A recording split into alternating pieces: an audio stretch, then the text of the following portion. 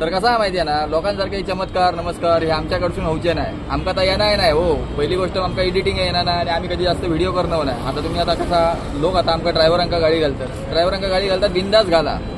तुमका रस्त्यावरची परिस्थिती तुमका माहिती नाही हो. आम्ही ऐसा रिल्याच्यानंतर आम्ही काय करतो, कसे राहतो, कसे जगतो या आमका माहिती आहे परस्परी. हां, तुम्ही म्हणता ड्रायव्हर व्यसनी असं दारू दारू दारू पितो, दारुडे झाले. हां, पण ते कशामुळे झाले त्याच्या मागचा तुमका इतिहास माहिती आहे का? आता तुमका मी माझाच उदाहरण दिलं. आज मी आता गोव्यात नाही, इथं मुंबई दिल्याच्या नंतर तुमका सांगते आज माका झाले 2 दिवस झाले. त्याच्यानंतर तुम्ही विचार करा ना, 2 दिवस झाल्याच्या नंतर बाबा ते ड्रायव्हरकडे पैसे एखाद्या वेळी जवळ असतले की नसतले. तर तुमका सांगते ट्रान्सपोर्टवाले येल्याच्या नंतर आमका काय भाडी काय खूप जाऊनच नाही हो. त्याच्यात परत तुमका सांगते घरच्यांची बॉब, शेजाऱ्यांची बॉब, काय म्हणतात अमक्याच्या जिलान गाडी घेतल्या, भरपूर छापता पैसे. अरे काय घंटो छापता, त्याकाच माहिती आहे तो बँकेचे किती हप्ते भरता, तो किती कर्जात कुसता. हा, शेजाऱ्यांका काय वाटता या महिन्याची गाडी या.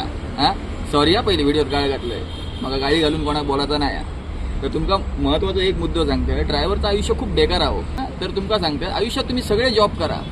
हां, पण आयुष्यात तुमका खरं सांगते ड्रायव्हर कधी कोणी बना नका.